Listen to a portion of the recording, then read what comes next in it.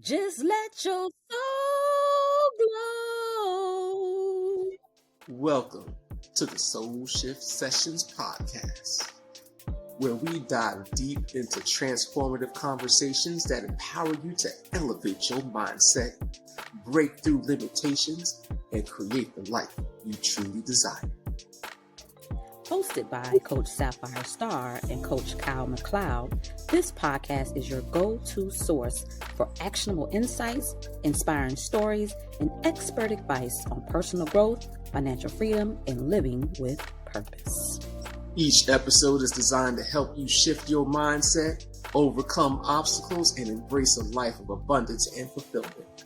Whether you're looking to transform your relationship with money, enhance your well-being, or unlock your full potential, the Soul Shift Sessions will guide you on your journey.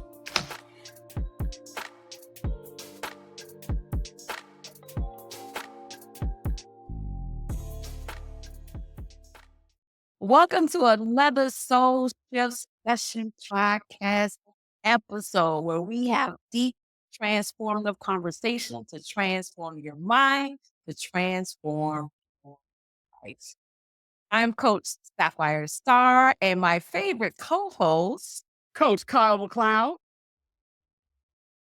yes, and I'm super excited about today's conversation, Kyle. How about you? I am not excited about this conversation at all.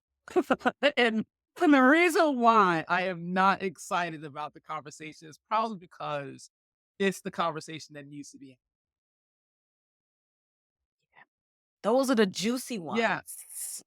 But it's also the confronting ones, right? Because it can be interesting how there are times where I will have something going on up here and I may call you, or I may be like, all right, Star's going to say this, this, and this. So let me go ahead and get myself.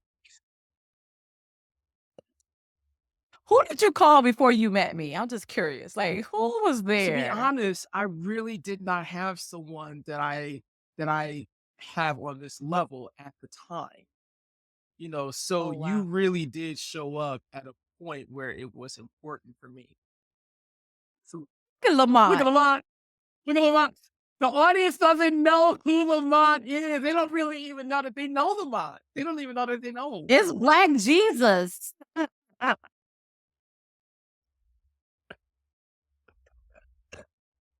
It's out there. It's Now it's controversial, out there, whatever. right? Now It's it's out Black there. Jesus. Gang, we have had this Black Jesus named Lamont since we've met, right? Since we've known each other. And we're not going to go into detail. If you need to know more about Black Jesus, we'd be glad to share with you, but you got to request it. Okay? Because this is our thing. Yes. Request it in the comment section. We just want the audience to feel a part of the inside joke and know that when we say Lamont, that's what we're talking about. Talking about Black Jesus. Yes. Yes. So you did come at a really important time for me because at the time I really didn't have any. It's almost as if, you know how people will come to you for advice and things that they need, and it's like it's well within your area of expertise or it's in your wheelhouse, so you can absolutely help. But there are times where I didn't necessarily have someone that I could just turn to at the flip of a dime, like I could turn to you. And so what I found myself doing was a lot of like maintenance type of things before you and I came together, and such as like writing a dark letter, listening to audios, finding out what Brene Brown's talking about in this particular book, because her work was helping me understand cognitively the emotions that I was experiencing at the time. And so I could put words to it, I could put a label to it, I could work with it.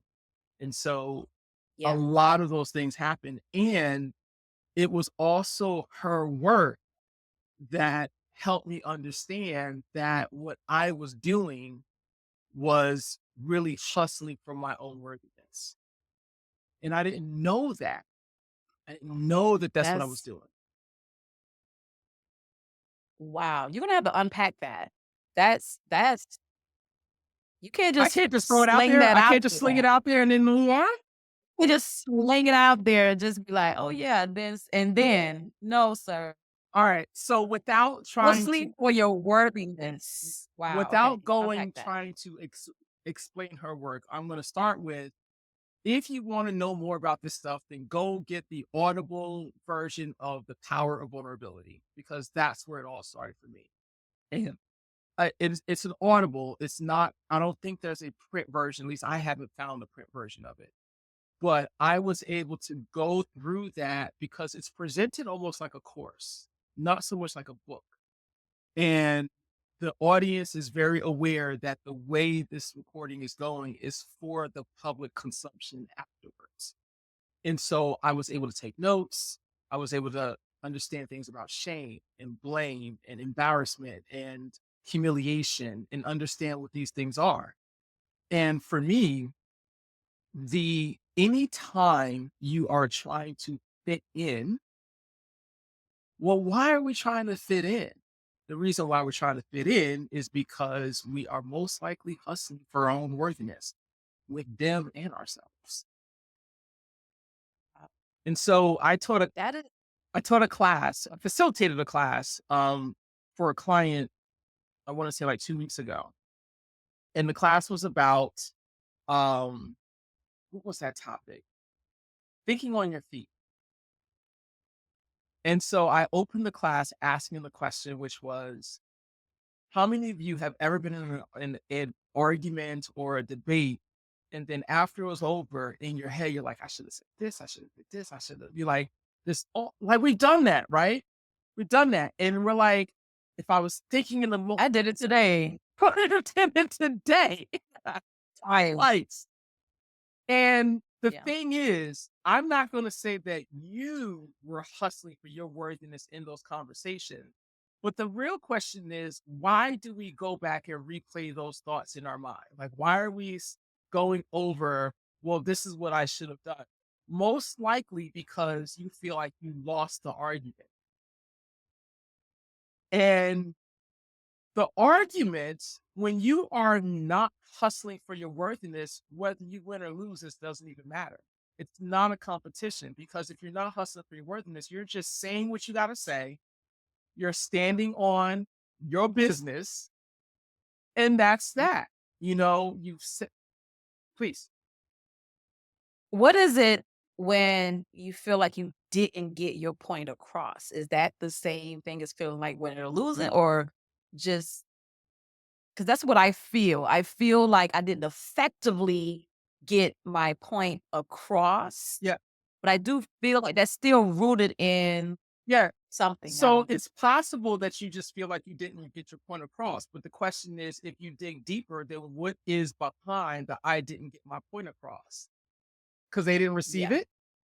They didn't receive your point? Or did they receive your point and still had something to say about it? You see, so it's like, I did not win in my own mind. When I replay the events, I lost. And the question is, why is there a competition in the first place? Why can't you just say your piece and then keep it moving? Why do we, and you have people in your life, I'm sure, that you go like, look, I'm going to say this once, and that's it. That's it. Absolutely. And whatever they say or do doesn't even matter to you, because I said what I said, and that's that, right? And that's that. But there are other relationships that we have where it's so important for us to feel like stood up for ourselves, or that we were heard, and the thing is, they heard you. Yeah. They heard you. Wait. Go ahead. And when you speak about it in that context, it makes me think about just going back to childhood and being bullied and not standing up for myself. Yes, because Now as an adult, yes, it's like, I'm going to say what I'm going to say. You're going to hear Right. it, and is rooted in. Because that little Yeah, it's child rooted in. is not going to be bullied today. Yeah, today. Not going to be bullied today. Not today. Right. So Yeah. when I taught the class and everyone raised their hand, just like you did when I said, you know, how many of you have like gone and replayed that whole thing in your mind? What I just did was I told them that for me, I was hustling for my own worthiness because I had to prove to myself that I was worthy of being in that conversation and I could handle myself and I could take care of myself and, you know, but it's all centered around me. And so if I lose that battle, if I lose that fight, or if I lose that argument, if I lose that debate, then in my own eyes, not only will I look like I lost, but I will look like I was unworthy to myself. Wow. To yourself. And you see the way you said wow like that? That's what the Yeah. comments was on that Zoom call. Like comment after comment, because no one saw that coming. They just thought that we were just going to talk about techniques so that you can respond better or quicker and so on and so forth. But the thing is, if you don't get to the bottom of what all that is, and I'm not even saying that's going to change it or change the way you are, the way you interact, the way you operate. But if you, at the very least, we could shine a light on it and say like, well, what is that? Where is that coming from? You know? And for me, it was for the relationships that were so important. Those were the ones where I really like hustling for my own worthiness and fitting in. And you know that from a fitting in standpoint, this is something that if you've been bullied and you've been unsafe when you were little, you learn how to fit in. You learn how to say the right things. You learn how to, when there's a group of people, you knew what are the right things to not draw attention to yourself in those situations, right? Like the unapologetic, unauthentic, or I'm sorry, the unapologetic and authentic version of Sapphire Star back then didn't show up, especially in that big family, right? I was definitely a conformist. I learned my adaptation was, okay, what is acceptable in my mind for the environment that I am in, and I am going to conform to whatever avatar or whatever personality, whatever person I think these people would, you know, accept, but also it transforming to, okay, what's palatable for people? Because I did find that from childhood and getting older, it went from, oh, I'm fitting into conform, and then it became, am I too much? So it went from one extreme Yeah. to the Yeah. other. And what animal does that so well, that conforms to its environment so well? The chameleon. Yeah. Right? Yeah. And I wore that like I was aware. I was aware that I could conform to any environment and be in any conversation. And I was proud of that. Until you have Wow. someone like Brene Brown that says, sorry, that's not something to be proud of. Turns out that what's really going on there, sir, is that A, you have armor on and you are protecting yourself from the outside world. But the thing is, the armor's so heavy that not only do you do it out there, but you also do it at home. So because it takes too much effort to take it off, so you just leave it on all the time. So it's not something to wear as a badge of honor. It is something to consider that you are putting like this barrier in between you and everyone else. And behind that barrier, I'm safe. You know, I'm worthy because I did all the things that got me, that checked all the boxes in the group activity, the group assignment, the group, the way they're being. Like I checked all those boxes and they like,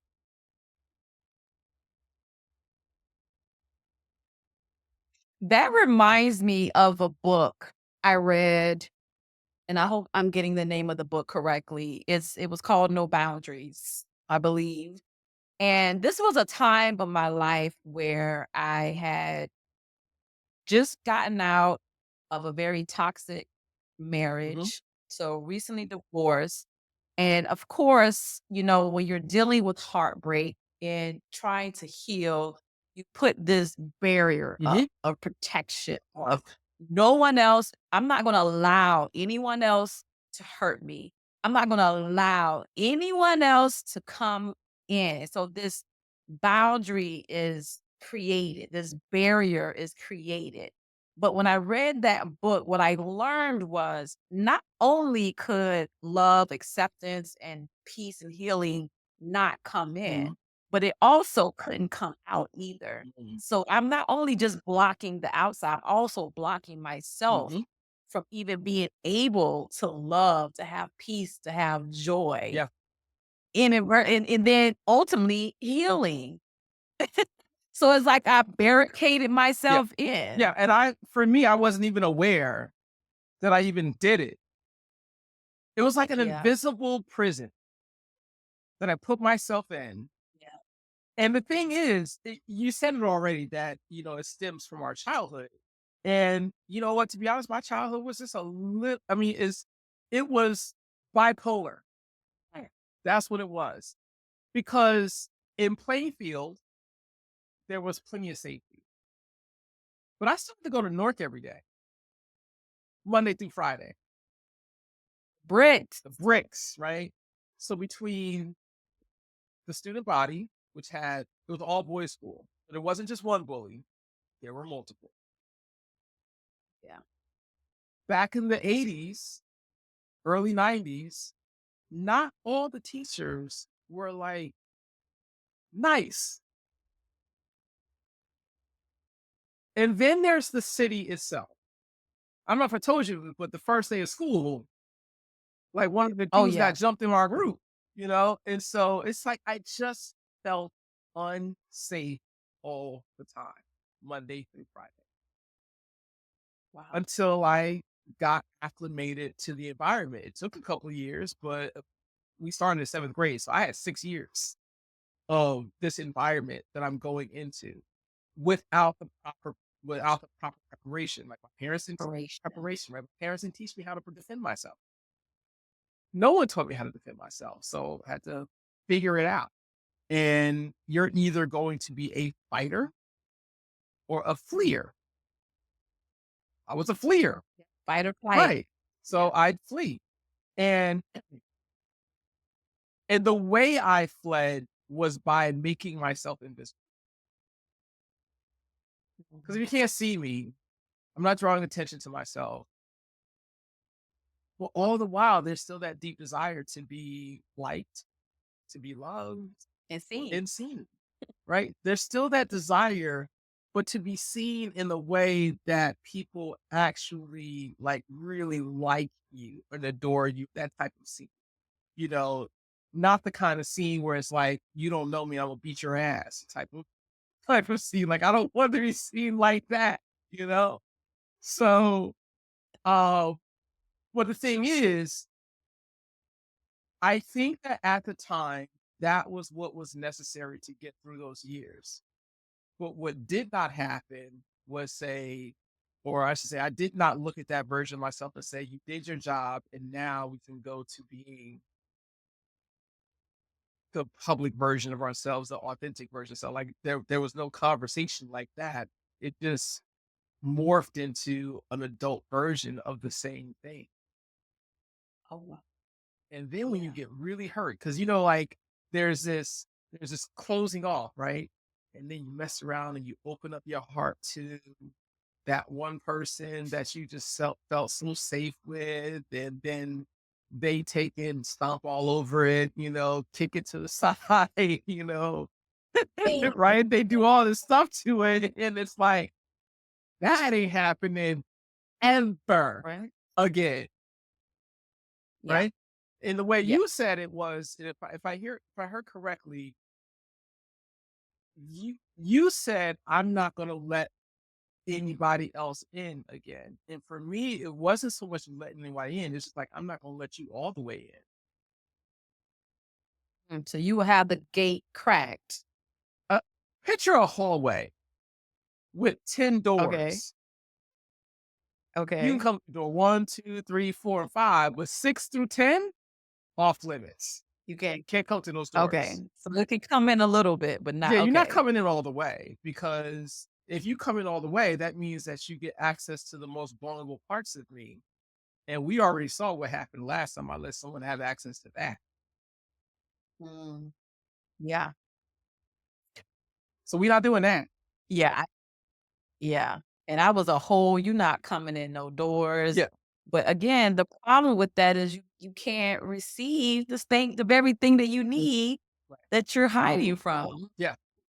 Like you said, invisible to be seen. How are you going to be seen? The very thing you want and desire, you can't because of this coping mechanism. It's almost like the person that says, I want to be in a relationship, but they never leave the house. Like, they never. No, you leave the house though. Like you leave. I'll leave the country. Okay, you leave the country. Okay. But, you'll have people like, I want to get married. I want to have kids. I want to do, and they ain't left the house since COVID. Not COVID. The Rona. The Rona, right? Been out the house since then, right? So, and I'm not, and the thing is, I'm a firm believer in you can have whatever it is that you really want to have. You can have that. Mm-hmm. And as a matter of fact, person that runs Mind Valley, I just saw a small snippet of an interview that he did with this lady. And she talked about being very specific about what you want. And that's as far as I got, because it made so much sense then, because she's like, you have to tell, it's not that you have to make these things happen, but it's like, be specific enough so that in here, stuff starts to shift. Right. So instead of saying, we'll use our podcast. Instead of saying, we want to have 1 million followers. Instead of saying that, we would say something like, we want to have 1 million followers by December of 2025. Okay. Which is way more specific than just, I want 1 million followers, right? But at the same time, well, what do we need to have 1 million followers? So now my brain starts thinking about, all right, well, if we're going to have 1 million followers, these are things that they're going to need. They're going to need resources. They're going to need, like, I need to create the space for that to show up. Right? Yeah. And so that alone, I firmly believe that you can have what you want.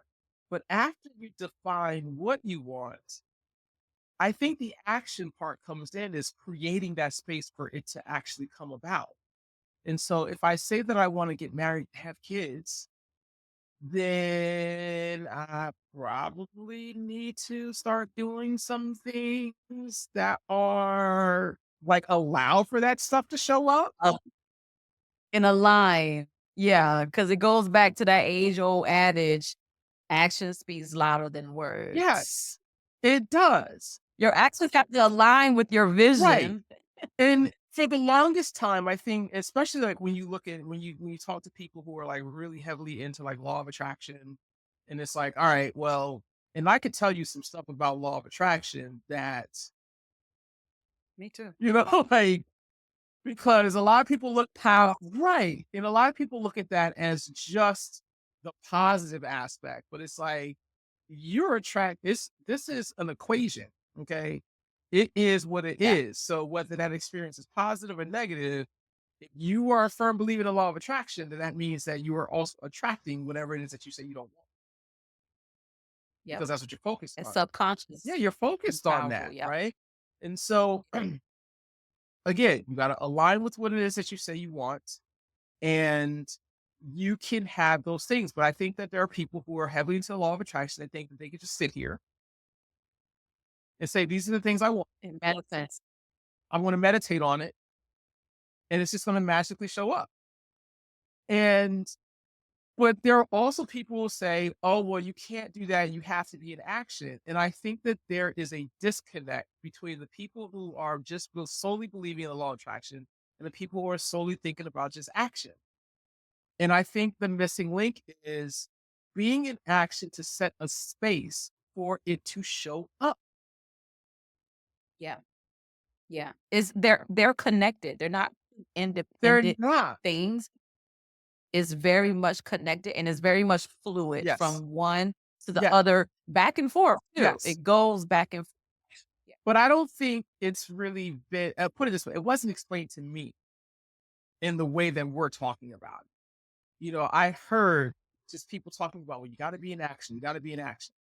And I've heard people like, it's not about the action. It's about meditating. And they're both right. They're both right. They're both right. They're both right. They really do go hand in hand, but we're not really Yeah. being told how to do that. And so this one lady I spoke with, she said, there are things that you have to do, right? Like, if you have a job and that job pays the bills and you don't like that job, you probably still got to go do that job, because you can't just stop and say, oh, the law of attraction is going to provide. Right? Like, you got to Pay these bills. it's going to pay these bills, right? No, you got to keep doing that thing. She said, but she did say that focus in on how you feel. Focus, in other words, if you have to do the job that you don't like, then reframe up here about that job, such as, and it can't be something that's false. It's got to be something that's true, such as, you know, this is not where my story finishes. Like, I have other things that I'm going to accomplish. So this is probably just preparing me for that. For something bigger. For Yeah. something. And I like the addition of the feeling for a long time, because we're talking about action. We're talking about mindset. Yeah. We're not talking about the emotional aspect of all of Yes. this. And I think that's important. And you talked about this before about how one guides the other. And for a long time, that was something I removed. I removed the emotion as another mechanism to protect feelings. And so just in my mind, all the time, constantly, like, okay, mind, action, mind, action. You have to add the feeling. You Yeah. have that's where the soul Yeah. is. That's where the soul is. And the thing Yeah. is, if you are feeling good about the action, oh, you ever notice that you could take any sports activity, but I'm going to lean into basketball because this is one of the easiest ones. You'll notice that there are certain people that when they play, it's like no matter how they throw that ball up, it's going in. You can look at Steph Curry. He'll throw that thing from darn near the other side of the court. It'll just go in. Right? And I mean, to some degree, yes, there's a lot of skill there. And he's magical as a player, but there's also this thing called, I bet that when he's feeling it, Yeah. he's in this place where it's just like, the hoop is this big. I can't miss because the hoop is this big. Yes. And that's and like you said, that's the difference between identify and saying I am enough Mhm. and feeling Like like I am enough. we're Yeah. enough. Yeah. Two separate Yes. things. Yes. And I saw social media, I guess, has been my thing of education lately. It's scary. Deep dive, honey. You would go down a rabbit hole. I saw this one lady, I Trust. saw this clip of this one lady who was talking about um for healing. And she's like, I'm not talking about meditating, I'm not talking about like all those things that go along with that. She's like, all of that is maintenance. What I'm saying is that you have to get rid of the things that are like stressing you the hell out. Right? Yeah. Not maintaining it so that you can deal with it, but put yourself on a plan to get rid of it, whatever it is. And I was thinking, I was like, you know Absolutely. what? That makes a whole lot of sense because before I met you, I was doing a ton of maintenance, especially when I was in my I'm not worthy part of my life, where it's like every morning I gotta go through this process just to get my emotions to feel better and have to, I mean, every day I'm writing in this journal, I am enough. My worthiness is not on the line today, you know? Now, when I wrote it, did I necessarily feel and believe it? Not in the moment, but by the time an hour, an hour and a half has rolled by, now I've done enough maintenance to feel like my worthiness is not on the line. I still have things on my phone that when it comes up, you know, negative emotion is you being out of alignment, and I have like little quotes that come up all the time, Reminders. little reminders. And to some Mhm. degree, I don't really need them anymore, but they are like a blanket for me, like a security blanket, you know, because every now and then one will Yeah. pop up and just says like, remember, don't puff yourself up, don't shrink, allow yourself to be seen. Absolutely. I think those things are necessary because sometimes there's just misconception that when you arrive, right, for Mm-hmm. some reason, whatever the things that you arrive from no longer need to be dealt with. And yes, you need to get rid of things. You're going to overcome. But I do think it's important to continue the behaviors that got you to the Yeah. mountaintop. To stay on the Yeah. mountaintop, Yeah. you need to continue. You can't dismiss those things as if, oh, I don't need them Right. anymore. They're a part of your journey, a part of you getting up there. And it's important for you to stay up there to have, like you said, these little maintenance, these things that you do, little reminders. I listen to affirmations every morning. Mm. Every morning when I wake up, I listen as I'm preparing for my day. It's a 5-minute affirmation. And these are things like brushing our teeth. We don't have to think about Right. it. That's how I want these affirmations to come in my Yeah. mind. I don't even have to think about it. They are rooted in my subconscious. Yeah. And that's important because if you do it enough times, even if you skip a day, it's still rooted so deep It's inside you there. that missing one day is not going to affect you. But then if No, you mess around and miss 3 months straight, well, you'll feel it. you won't feel it, right?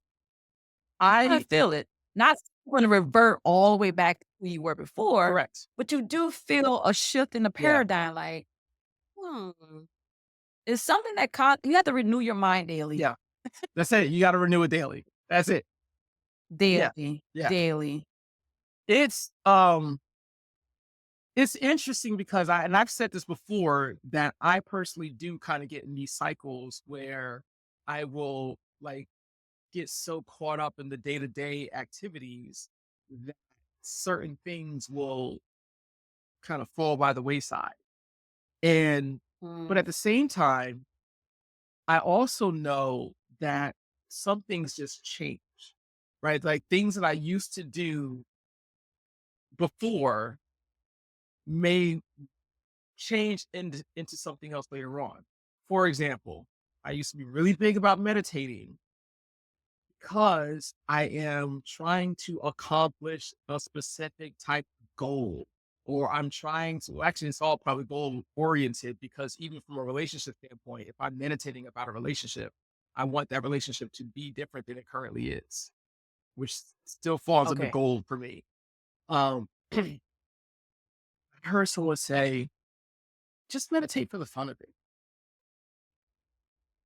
Like, don't meditate, or it's not saying don't meditate for things that you want, but it was more like drop the in order to. Yeah. And the And expectations. just, meditate for the fun That's of it, true. right? Because it's almost like you get a chance to go to a whole nother world. Yeah. When you, Because how is that meditation when you're focusing on something specific like that? well, I have a specific guided meditation for having something that I want. And to be honest, it did work. It really, Mhm. but it was like so much focus that I was putting on it that it just finally just manifested itself, right? But the thing is, Right. that was an in order to. And now it's like, if I go to do a meditation now, it's like, let's go on vacation in my mind. Where are we going today? You know, I look at it's like we have a different perspective of Mhm. meditation. I'm listening. I feel like there's a lot of thinking going on in your meditation. Oh, yeah. And I feel like my perspective with meditation is that the goal of it is to clear all your thoughts, all your thinking, and to completely just be quiet in whatever moment, whatever zone that you in. To like completely release yourself of the thinking, the Yeah. whatever, just I know what you're talking about. quietness, stillness. It's not wrong, but it's not all there is. It's not all there is. Because I feel like there's a lot of thinking going on in your Oh my meditation. God. I'm like, that's It is. going to the beach, If you messed working on around, relationships, like, sir. Sapphire, let me tell you, if no one is here and if I mess around and put my phone on do not disturb, I'm going to a faraway land. Okay. I'm going away. And yes, Where are you going? well, oftentimes it's probably Zihuatanejo, Mexico, because that was one of the most beautiful places that I've ever been to. Right. And that was just amazing. But the thing is, it doesn't have to be here, right? Like, where you go can be anywhere you want. So wherever your joy takes you, go there. But I do believe that one of the challenges that people have with meditation is that they believe that it has to be done a certain way.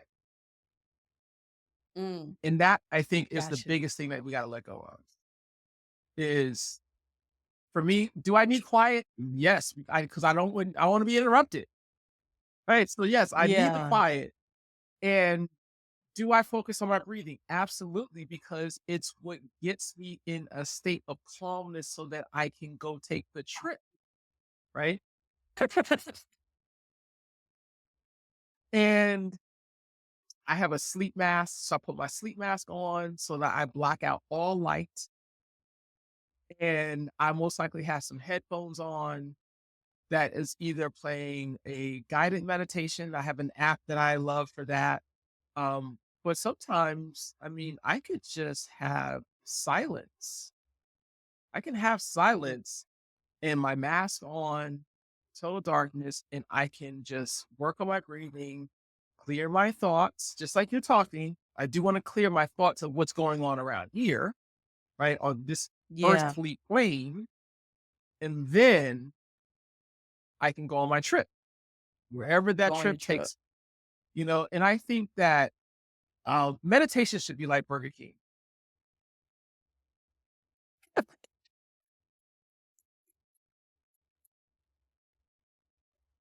You didn't see that coming, did you? You didn't see Hey, that coming. I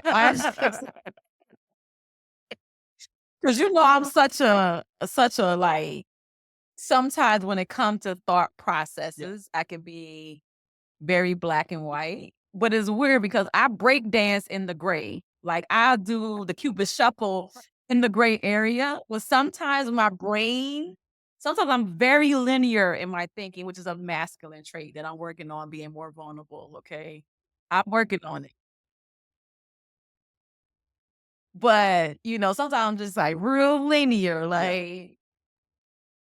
Like, And the other thing, and I don't know how true this is because I'm a male, right? But there was this person that talked about that from a biological standpoint, that men pretty much wake up at the same level every day. But for women, it's different because not only do you have the cycles, but your cycles could also go with the seasons. And so you may find that you are way more creative in a specific season Mhm. than other seasons. But fortunately, I'm a male.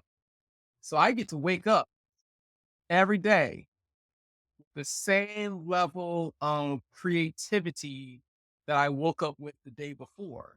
Now, it may wane throughout the day, which makes my mornings even more important. So, yeah.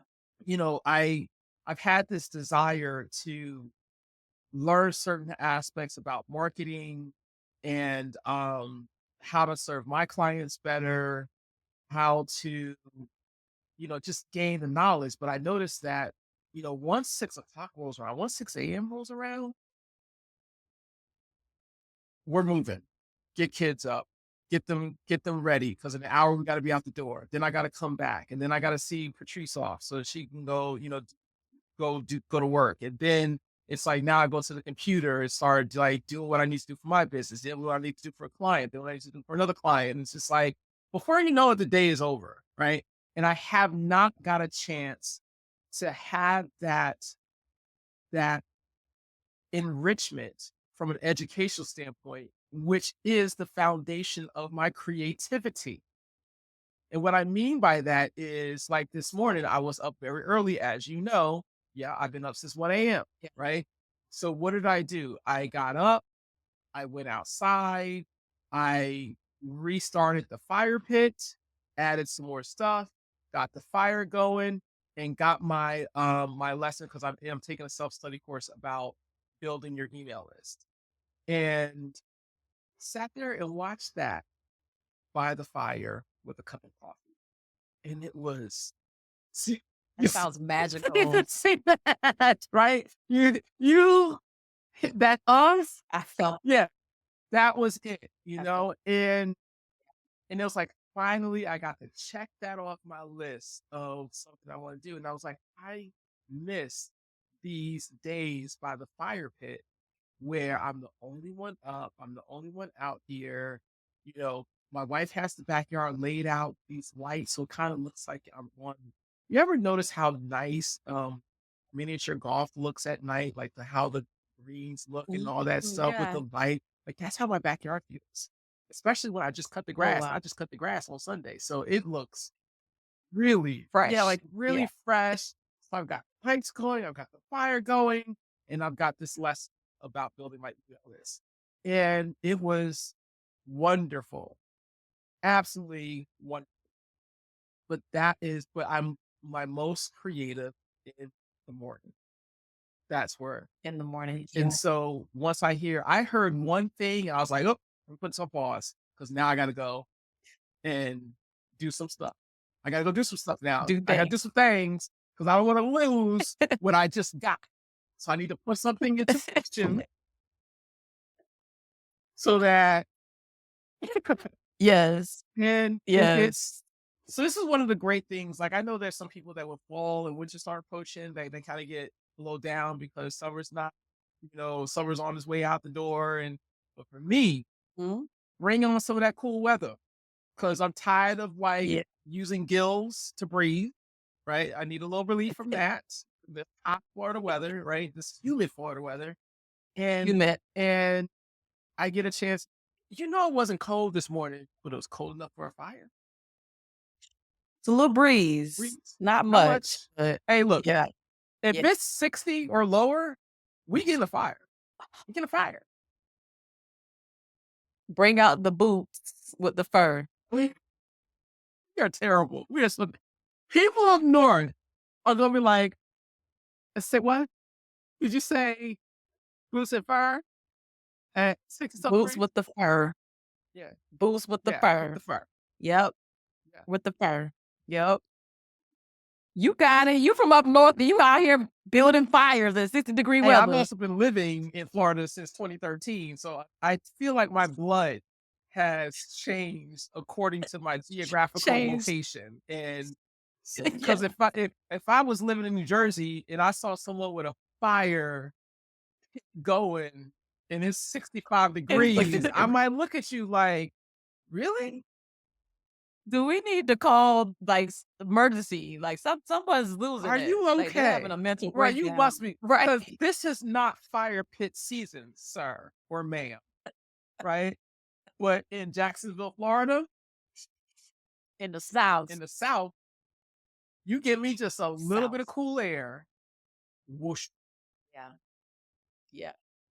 I have a question Yeah. for you as we're talking about this topic of am I enough? Or I'm sorry, I am I enough. am enough. Let me get my And we no longer hustle for our thoughts. worthiness. Do you remember where there was a pivotal moment for you where you accepted that to be true? Yeah. Yeah. When and what was that moment for you? All right. So you've heard me say before that Sean Smith, who partners with Lisa Nichols a lot, how he kind of like opened the door and shined the light on all the crap that I had going on, right? It's from Ignite. Yeah. And I guess I went on like this whole journey of just trying to figure out what on earth is going on with me. Because I thought I was fine. And now I'm finding out I'm not fine. Yeah. And so I don't know if it's like the work that Sean did, then the work that I did, and then this men's retreat that I went to. But I'm just going to say Mike Reese. Shout out to Mike Reese. There. Mike Reese. Right? Mike was the one who got 4 guys together in Zihuatanejo, Mexico, and started to do some work with us. But the only thing is that there was so much we were doing, writing letters to ourselves and talking.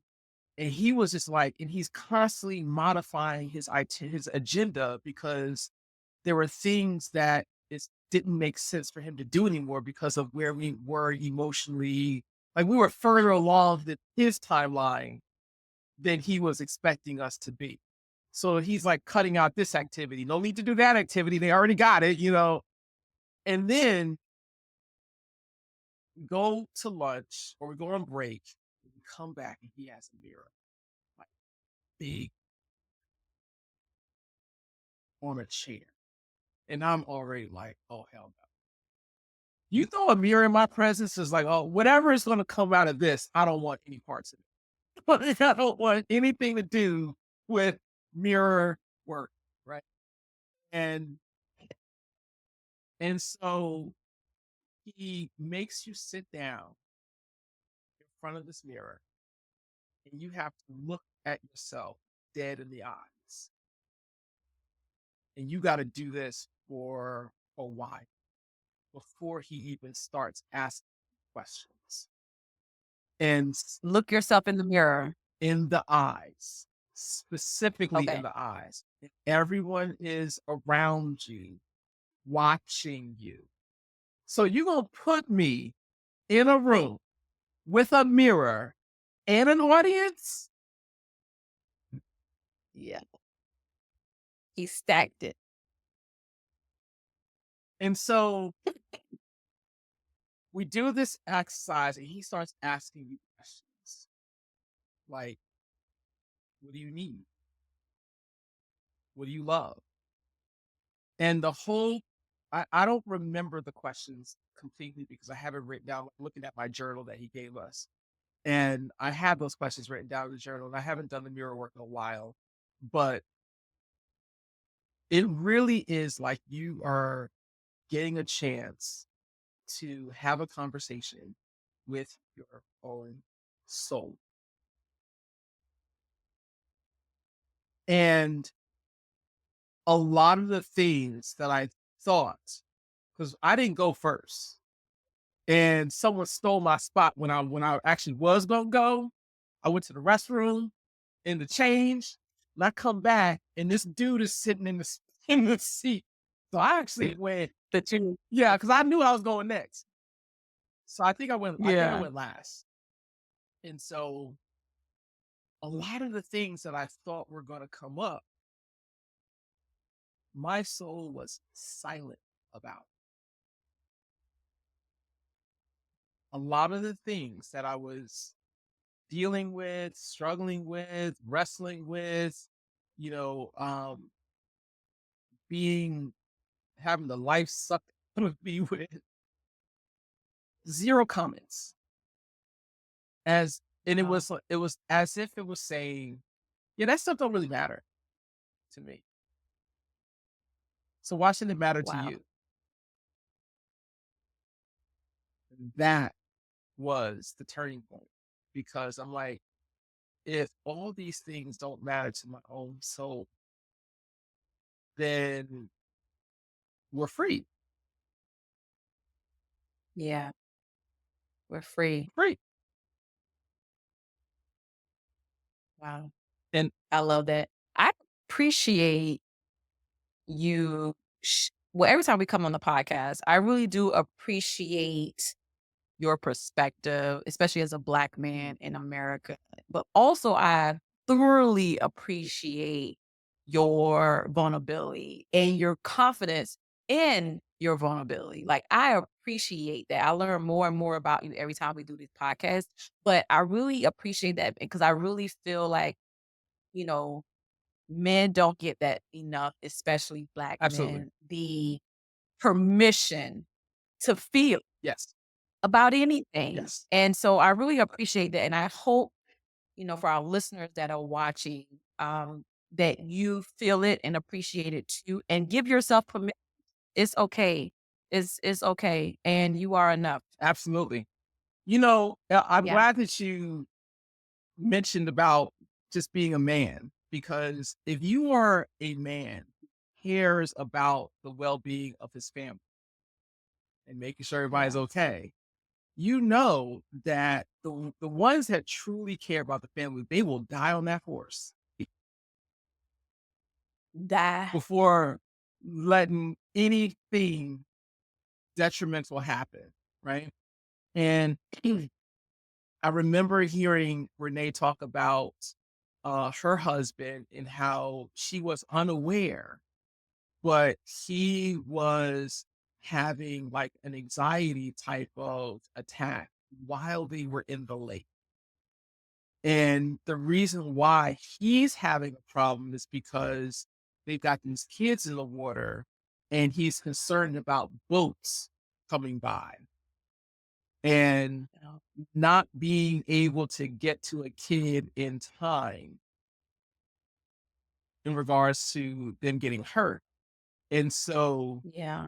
in the moment, and it's what's really interesting about this story is it shines a light on how you may be thinking one thing, but I've got something completely different going on. Because in her Yeah. world, she's trying to like connect with him on an emotional level, and she feels like he's just brushing her off. And he's not brushing her off. He is trying to manage his anxiety. And he's not saying nothing about it, because oftentimes the spouse can't handle that level of vulnerability that the husband showed. And so he's keeping it to himself. And he's like, you would rather see me down on that white horse before I share what I really got going on. Right. You would rather, and it made a lot of sense because I don't know if you've seen it, experienced it, or heard about that sometimes the wife can't handle their husband being extremely vulnerable, like crying in front of them, or just Yeah. like they can't handle it. So he's like, you would rather me Yeah. down the horse than be Share with you how I how feel. I really feel and what I'm going through. And I'm not going to say it's right or wrong in regards to that. I just feel like we're just kind of wired to hold those things internally and then just try to resolve it, because the last thing I want is I don't want you worrying about if we're going to be okay, and I don't want you to see me worrying about if we're going to be okay. Yeah. So we keep it to ourselves. So how can men be more vulnerable in a way in their mind? Because it shouldn't have to be this way, but how can they like be vulnerable in a way that it's acceptable, or just given space? Even as women, how can we give men space to be vulnerable and share how they feel? I don't have an answer for that. And here's the reason why I don't have an answer. Oftentimes, when it comes to being vulnerable, you don't often know if the person that you're being vulnerable with can truly handle it. So to me, it's like a case by case scenario. You heard people say, there ain't nothing you can tell me that would make me leave you, right? There ain't nothing you could tell me. And what they're really saying is, there's nothing that I can imagine. That you could tell me. There's that nothing would I can make me imagine leave that you you. could tell me that, like, if you did this, I'll be fine. I can handle it. But then they tell you that one thing that you could not even imagine, that was so far off the radar screen, that you're like, yeah, I can't deal with that. And Sapphire, it is heartbreaking. It's heartbreaking Yeah. when you are vulnerable with someone and then they can't hold that vulnerability you thought that they could. Now, we can minimize that kind of damage by making sure that the person that we are being vulnerable with has earned that level of vulnerability, because everyone hasn't Yeah. earned your vulnerability. Or certain levels, like there's certain levels you can be vulnerable, and then there are certain levels where you can be vulnerable with only certain people that have proven that they can ride that ride. And Yeah. to be honest, and the thing is, you don't know if that person can truly handle it until they can't. Or they can, until you share it. And so when you ask, well, what can women do to make the husbands feel, or boyfriends or whatever, that significant other, feel safe enough to be vulnerable? You just gotta you just gotta tell them and let them know that it's safe. But the thing is, they may say something. Are you ready? Yeah, they may say something that you are just not ready for, and it's not your fault. Yeah. But it's Be prepared. it's like, you can't be prepared for Yeah. everything. Like, I cannot be prepared for the day that my loved ones die. We can go through it all through our head and all that stuff, but when it actually happens, how you deal with Yeah. it is how you deal with it. You can imagine how you'll deal with it all the time, but you don't really know until You don't know. that time It happens. comes. And I feel like vulnerability is the same way. Like, you don't know. It's a risk either way. But I will say this, for the relationships that end because someone was too vulnerable, if it really matters wow. and they come back, I believe that those relationships will be very, very strong, because they now know what they're in for Yeah. if they come back together. Yeah. Wow. Well said. This has been a great great conversation. Thank you. Thank you so much, Kyle, for sharing Thank one you of for your having life. it. I when I saw You're what was the on guest that today and the co-host. second, I said you're the guest and the co-host I know, today. right? But I gotta admit, I was not excited to see this topic come up because it's like, oh, got to talk about vulnerability and I talk about, things that I've, overcame, Overcome. overcome. You know, did I really overcome those things? Like we gonna find out. So, We'll find out. so Yeah. no, I Yeah. appreciate you.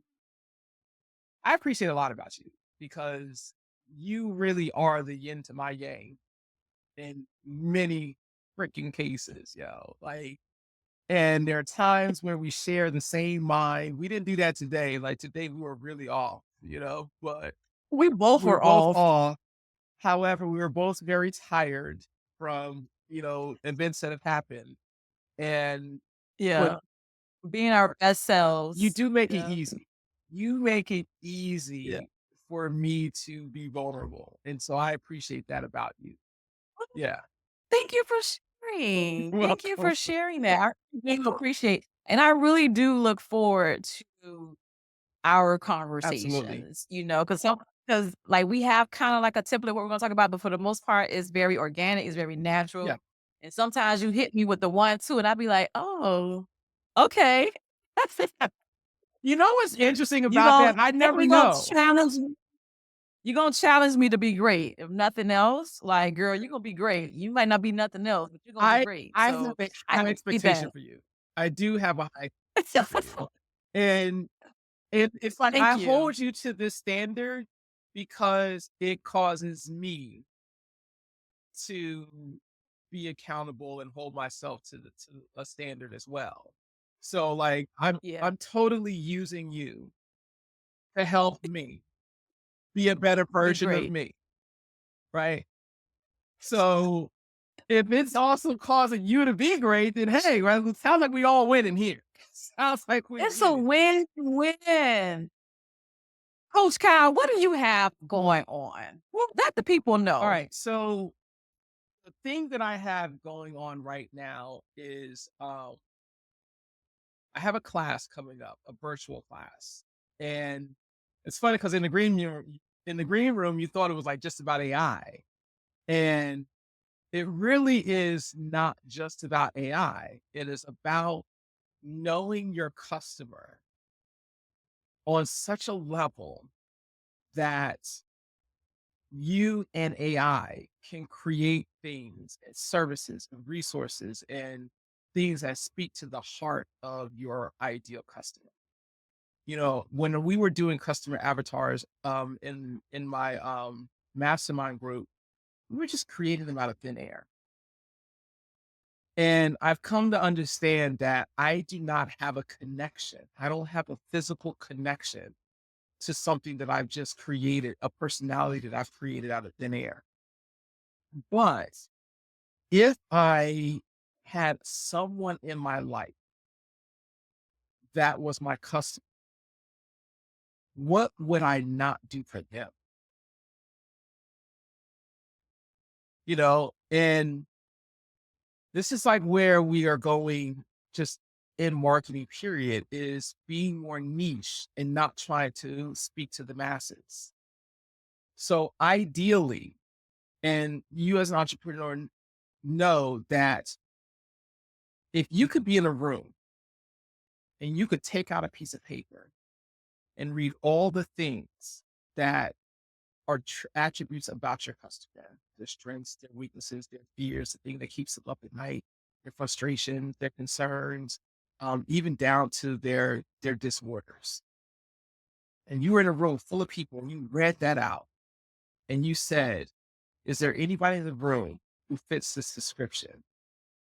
If all the hands go up, you know that you were creating things specifically for that person. And so that's what the class is about. It's about defining your customer avatar so that you know them on an intimate level. And then the fun part begins. We take all that data and we upload it to AI.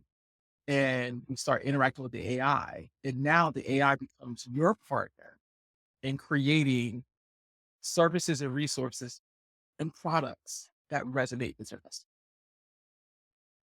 Wow, that is powerful. How can people register for the class? CoachKyleMcLeod.com. You can find anything and everything I'm doing right there. So there are tickets for that. It's online. It's a 2.5-hour workshop, not just a talk, a workshop. So you gotta come, be ready to if you can get a subscription to ChatGPT, have that, have something to write with, have a Word document or a Google Doc or something to write in, because you're going to take all that data and you're going to put it into ChatGPT, and we're going to take it from there. So it's a 2.5-hour workshop, and it happens on November the 12th at 10 a.m. Eastern time. And this is virtual. This one's virtual. I have a live one, but by the time y'all see this, the live one will have already happened. So, but by the time you see this one, the virtual one will still be on the books. So, yeah.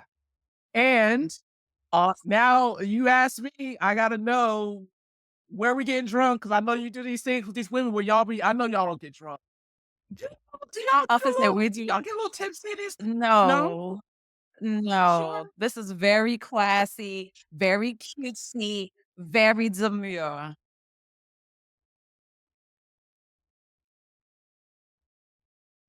Muy rica. Okay, you gotta look that up. You're going to look that up on your own. Google it. Google, Yeah. because we can't say it. We Tell me can't about say it. it. Tell me about it. Absolutely. So me and my partner at Savannah Wine Institute, we have gotten together and created this Women, Wine, and Wealth mini retreat where we pair wine tasting with financial wellness to help women win with money. We talk about everything from financial freedom and how to eliminate bad debt, all the way to saving, entrepreneurship, and investing in real estate.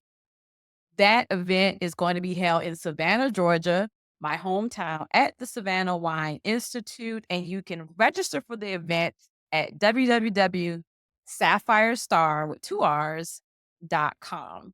I also have a book signing. It's called Coffee and Book Signing and Reading at KB's Cafe in Savannah, Georgia. This is a free event where we're going to just come together in a very cozy environment and talk about how to overcome financial challenges to win with money again. When is that So one? that's going to be November 13th.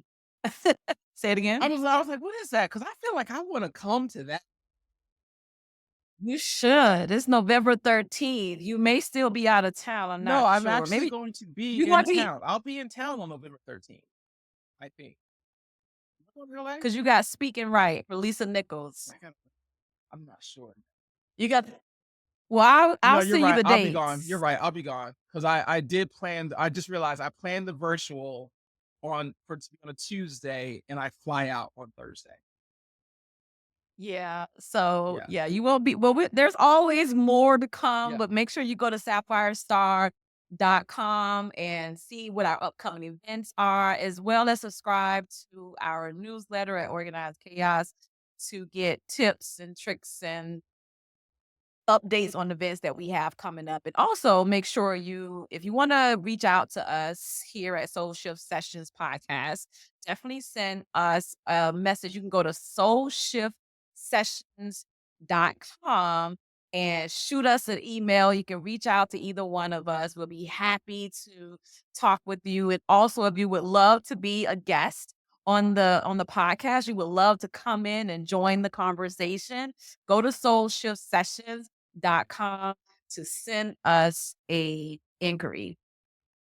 Also, don't forget, in real time, Don't forget to like, comment, and subscribe. We are on a journey to 50 subscribers. We're almost there. We're waiting for you to subscribe to get us to our goal of 50 subscribers on the podcast. We really do appreciate you guys here at Soul Shift Sessions Podcast. And also, I'm sorry, I didn't interrupt. I did, but I didn't.